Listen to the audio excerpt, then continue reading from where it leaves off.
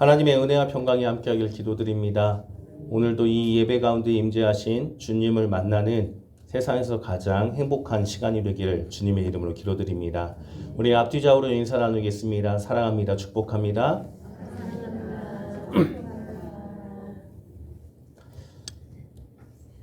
안고 없는 찐빵이라는 말이 있습니다.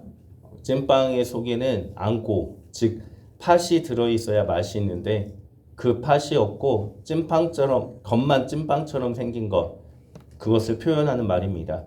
이 말이 주는 교훈은 찐빵에 팥이 빠진 것처럼 중요한 내용이나 본질이 결여된 상태, 즉 겉만 추구하는 사람들에게 속을 채워야 된다라는 말로 자주 사용하는 말입니다.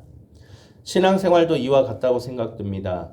교회를 빠지지 않고 다니면서 신앙생활을 열심히 하고 있지만 그 신앙생활의 중심에 하나님이 주인이 아닌 자기가 주인인 사람들, 하나님을 위해서가 아니라 나 자신을 위해서 신앙생활을 하는 분들을 종종 보게 됩니다. 특히 예배의 주인 되시는 예수님께, 예배의 주인 되시는 하나님께 드려야 되는데 주인 되시는 하나님은 사라지고 내가 원하는 것들, 사람들이 원하는 것에 초점을 맞춰서 드리는 예배들을 보게 됩니다. 하나님을 찬양해야 되는데 화려한 음악과 하나님이 아닌 세상과 다를 바 없는 가사들, 그것으로 찬양을 드린다고 하거나 또는 여러 가지 프로그램들을 적용해서 예배를 드리는 것이 아니라 프로그램에 참여하는 것, 도가 지나친 영상과 조명들, 그리고 하나님의 말씀이 아닌 목사가 하고 싶은 말을 하는 설교의 시간 등 정작 주인 되시는 하나님이 빠진 예배를 드리고 있는 모습들을 종종 보게 됩니다. 그런데 주인 없는 예배를 드리는 이 모습은 지금 이 시대를 사는 우리들만의 모습이 아니었습니다. 오늘 본문에 아모스 선지자가 살던 이 시대 역시 주인 없는 하나님이 빠진 예배를 드리는 시대였습니다. 아모스 선지자는 북이스라엘의 여로보암 2세 때 활동했던 선지자라고 합니다. 솔로몬 왕 이후에 나라가 북이스라엘과 남유다로 나누어지게 되는데 북이스라엘의 역대 왕들 중에서 여로보암 2세는 40년간을 나라를 통치하게 됩니다. 여로보암 2세는 북이스라엘 역사상 가장 번창했던 시기를 이끈 왕이었습니다. 군사적으로 다윗과 솔로몬 이후에 가장 넓은 영토를 가지게 되었고 가장 넓은 영토를 가지게 되다 보니까 자연스레 무역과 농업이 활발해졌습니다. 강한 군사력으로 주변 나라들을 제압하면서 무역과 농업이 활발해지자 당연히 상류층은 부를 누리게 됩니다. 이들은 더 많이 갖고 싶어 했고 그래서 부자와 권력자들은 탐욕으로 더 많은 것을 취하고 사치와 향락에 빠지게 되었습니다. 더 많은 것을 취하는 사람들이 있는 반면에 그만큼 빼앗기는 사람들도 있었습니다. 가난한 자들은 부자와 권력자들에 의해 빼앗기게 되는 억압 속에서 살아가야만 했던 시대가 이 시대였습니다. 신앙적으로는 어떠했을까요? 북이스라엘이 남왕국 유다와 분리되었을 때 하나님의 성전은 남왕국 유다에 있었습니다. 그래서 나라가 분리되었지만 북이스라엘 사람들은 남왕국 유다로 내려와서 하나님의 성전에서 예배를 드리고 다시 자기의 나라로 돌아갔었습니다. 북이스라엘의 초대왕 여로보암 1세는 백성들이 남왕국 유다에 가서 예배를 드리는 모습을 보고 백성들이 자꾸 남왕국 유다에 예배드리기 위해 가다 보면 거기에 눌러 앉으면 우리의 백성들을 빼앗기게 되겠다라고 생각을 했습니다. 그래서 금송아지 상을 만들어 이곳의 우상을 숭배해라 라고 그렇게 말하기도 하였고 또 예루살렘 성전이 있음에도 불구하고 북이스라엘 곳곳에 산당을 지어서 이곳에서 하나님께 예배를 드리면 된다라고 그런 제도를 마련했습니다. 이러한 제도는 계속 이어져서 오늘 본문에 북이스라엘의 13번째 왕인 여로보암 2세 때까지 계속 이어지게 되었습니다. 여로보암 2세도 역대 왕들처럼 금송아지를 숭배하라고 말하고 산당에서 하나님께 예배를 드리라고 그렇게 말했습니다. 그러나 이 예배는 형식적인 예배였습니다. 보기에는 산당에서 제사를 많이 드리는 것 같았으나 이들은 하나님을 진정으로 섬기지 않았고 우상을 섬기며 우상에게 제사를 드렸던 것입니다. 하나님께 예배드리는 횟수는 많았지만 그 내면은 하나님을 섬기는 것이 아니었다는 말씀입니다. 말 그대로 안고 없는 찐빵과도 같은 시대였습니다. 그래서 하나님은 아무리 예배를 많이 드려도 내가 그 예배를 받지 않는다라고 아모스 선지자를 통해서 말씀하고 있습니다. 21절과 22절 말씀 제가 읽어드리겠습니다. 내가 너희 절기들을 미워하여 멸시하며 너희 성회들을 기뻐하지 아니하나니 너희가 내게 번제나 소제를 드릴지라도 내가 받지 아니할 것이요 너희의 살찐 희생의 화목제로 내가 돌아보지 아니하리라. 아멘. 그 어떠한 절기를 지키고 그 어떠한 제사를 드리더라도 결코 내가 너희의 그 예배를 너희의 그 제사를 받지 않을 것이다 라고 말씀하고 있습니다. 그러면서 아모스는 잘못된 기대 속에서 여호와의 날을 기다리는 자들을 향해서 경고합니다. 18절 말씀에서 화 있을진저 여호와의 날을 사모하는 자여 너희가 어찌하여 여호와의 날을 사모하느냐 그날은 어둠이요 빛이 아니라. 아멘. 여호와의 날을 사모하는 자들아 너희에게 화가 있을 것이다. 여호와의 날은 너희가 생각하는 구원의 날이 결코 아니다. 그날은 어둠이고 사자를 피하다가 곰을 만난 것과 같으며 캄캄한 날이다. 아무리 예배를 많이 드리고 재물을 좋은 것을 바치더라도 너희의 그 중심에 하나님이 없기 때문에 너희가 기다리는 여호와의 날은 너희를 구원하는 날이 아니라 너희를 심판하는 날이다라고 아모스는 외치고 있는 것입니다. 사랑하는 성도님들, 아모스 시대에 하나님 없는 예배를 드리는 이 모습과 지금 우리들이 사는 이 시대의 신앙의 모습 별반 차이가 없는 것 같습니다. 하나님 까불며 죽는다라고 말하는 목사나 무당의 말을 따르는 대통령을 지지하고 있는 교회들의 모습, 이 모습이 북이스라엘 시대의 모습과 무엇이 다릅니까? 사랑하는 성도님들, 우리가 드리고 있는 지금 이 예배의 주인은 하나님이십니다. 이 예배에 예수 그리스도가 없다면 우리는 안고 없는 찐빵과 같은 신앙생활을 하고 있는 것이고 화가 임할 것이다 라고 말하고 있는 아모스 시대의 북이스라엘과도 똑같은 신앙의 모습입니다. 우리 삶의 주인은 하나님이십니다. 하나님만이 우리가 살 수 있는 길이며 하나님만이 우리를 이끄시는 분이십니다. 그래서 아모스는 북이스라엘 사람들에게 여호와의 날이 임하면 너희는 화를 당할 것이며 너희가 살기 위해서는 너희는 여호와를 찾아야 된다라고 말씀하고 있습니다. 우리가 읽지는 않았지만 오늘 5장의 4절 말씀에 보니까 너희는 나를 여호와를 찾으라 그리하면 살리라 라고 말씀하고 있고 또 6절 말씀을 보니까 너희는 여호와를 찾으라 그리하면 살리라 라고 말씀하고 있습니다. 여호와의 날, 마지막 심판의 그 날에 하나님만이 구원해 주실 분이기 때문에 너희가 살기 위해서는 하나님만을 찾아야 되고 하나님 중심의 그 예배를 드리며 하나님 중심으로 살아가야만 너희는 살 수 있다라고 우리에게 알려주고 있습니다.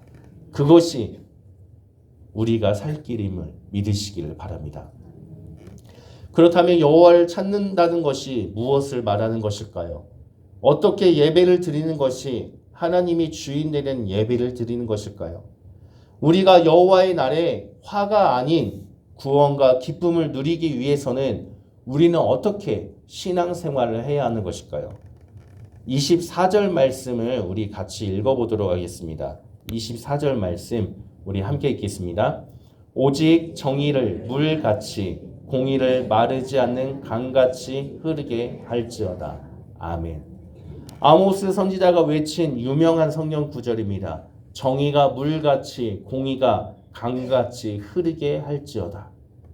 그런데 이 말씀을 가만히 보면 이 말씀 이전의 말씀은 이스라엘이 매 안식일마다 절기마다 드리는 그 제사를 하나님께서 받지 않겠다라고 말씀하시고 정의를 물같이 공의를 마르지 않는 강같이 흐르게 해야 된다라고 말씀한 겁니다. 그리고 이 말씀 뒤의 말씀을 보면 이스라엘의 제사는 우상에게 드리는 제사와 같다라는 말씀을 이어서 하고 있습니다.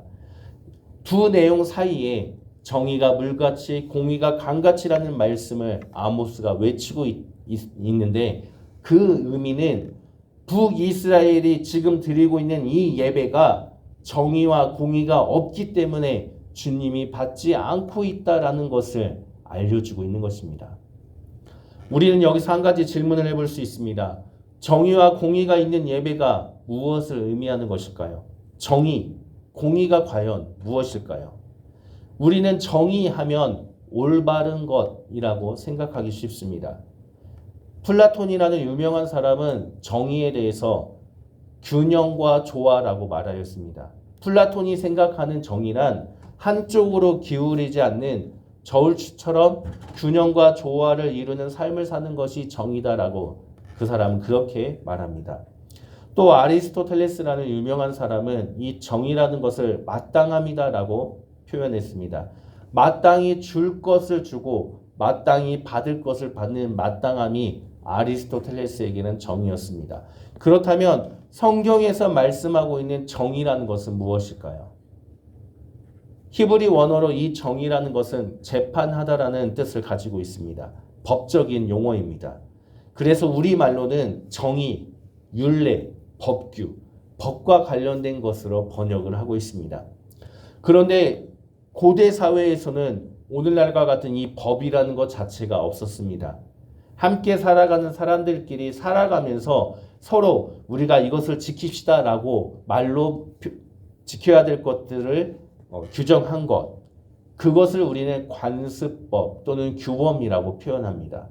성경에서의 정의라는 것은 우리가 생각하는 율법, 그게 정의다, 그런 의미가 아니라 하나님 나라의 백성들이 하나님의 통치를 받으며 함께 살아가는데 하나님의 통치를 받으며 살아가기 위해서 서로 간에 지켜야 될 것들, 그것이 바로 정의라는 겁니다.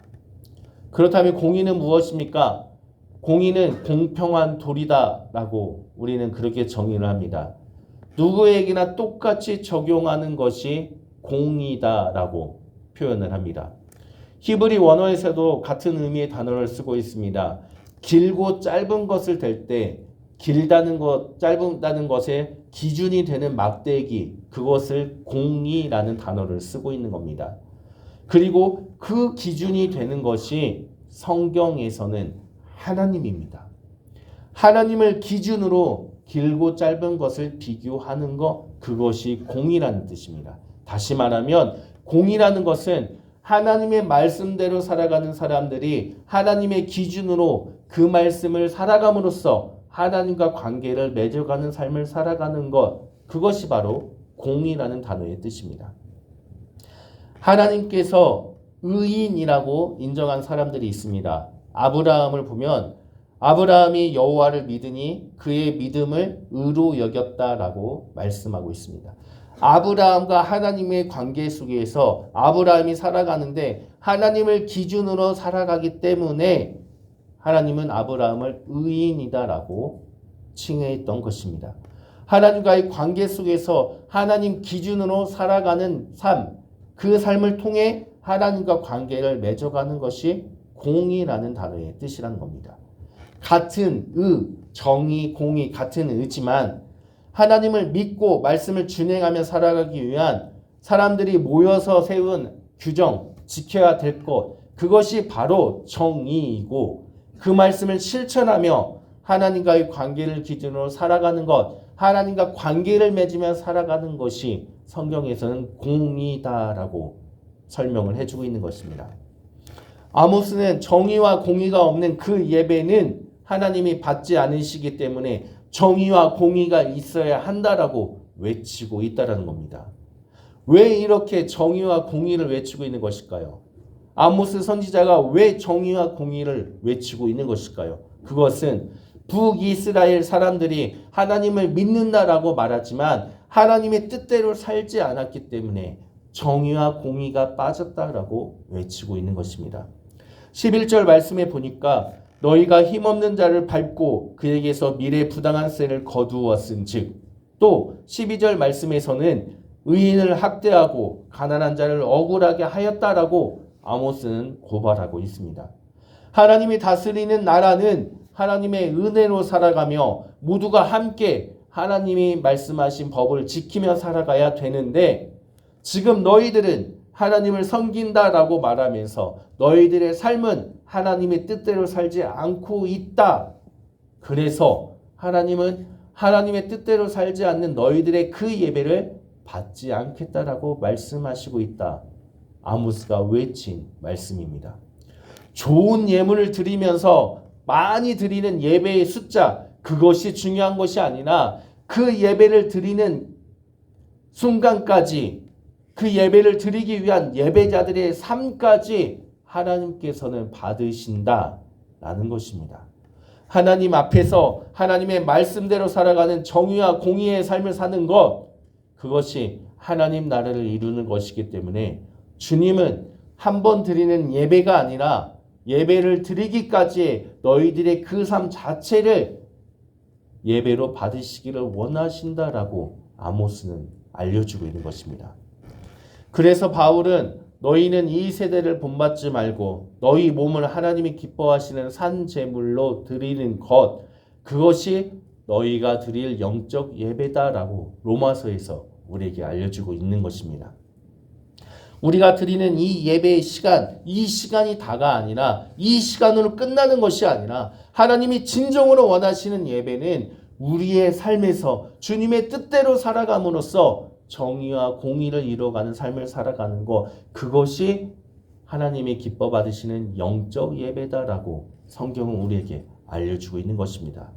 결국 우리가 하나님 중심의 예배를 드린다라는 것은 우리의 삶에 하나님이 주인이 되는 것이고, 하나님의 말씀이 법이 되어서 하나님의 기준에 맞는 그 삶을 살아가는 정의와 공의를 이루어가는 삶, 그 삶 자체가 예배가 되어 그 삶을 하나님께 드리는 것을 하나님이 받아주신다라는 뜻입니다.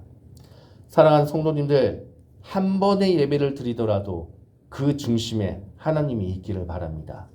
한 번의 그 예배를 드리기 위해서 일주일 동안 우리의 삶에서 하나님의 정의와 공의로 살아감으로써 하나님께 영적 예배를 드려 하나님이 주인 되는 그 예배를 준비하는 성도님들 되시기를 주님의 이름으로 기도드립니다. 한 가지 중요한 것은 아모스는 정의와 공의가 물같이 마르지 않는 강같이 흐르게 하라라고 말씀하고 있습니다. 여기서 흐른다는 것은 시냇물이 졸졸졸 흐르는 것을 뜻하지 않습니다. 여기서 흐른다라는 것은 홍수처럼 강한 물이 온 세상을 뒤덮는 것을 뜻하는 것입니다. 하나님의 공의와 하나님의 정의가 이 세상을 홍수처럼 뒤덮어서 이 세상에 가난한 자가 억울함 당하는 일이 없고 불의함이 없는 하나님이 원하시는 세상, 하나님의 뜻을 따르는 세상을 만들어 가는 것, 그것이 정의와 공의가 흐르는 세상이라는 겁니다. 그리고 여기서 흐르게 할지어다 라는 하나님의 정의와 공의를 흘러가게 하는 이것은 미완료 시제를 사용하고 있습니다. 즉 계속적으로 흘러가게 해야 된다는 겁니다. 하나님의 정의와 공의는 한번 흐르는 것으로 끝나는 것이 아니라 홍수처럼 온 세상을 터져나와서 하나님의 공의와 정의로 온 세상을 뒤덮어 나가는 일을 계속해야 한다는 겁니다. 그리고 그 일을 바로 우리가 계속해 나가야 된다는 뜻입니다. 한 번 드리는 예배 때만이 아니라 이 예배에서도, 그리고 우리의 삶에서도 하나님이 주인이 되셔서 하나님의 정의와 공의가 계속적으로 이어져 가게 만드는 일, 그것이 정의와 공의가 흐른다라는 말씀의 뜻입니다. 우리는 우리의 삶에서 하나님의 정의와 공의를 이루며 살아가고 있습니까? 우리는 우리의 삶에서 하나님께 우리 삶 자체를 삶의 예배로 드리면서 살아가고 있습니까?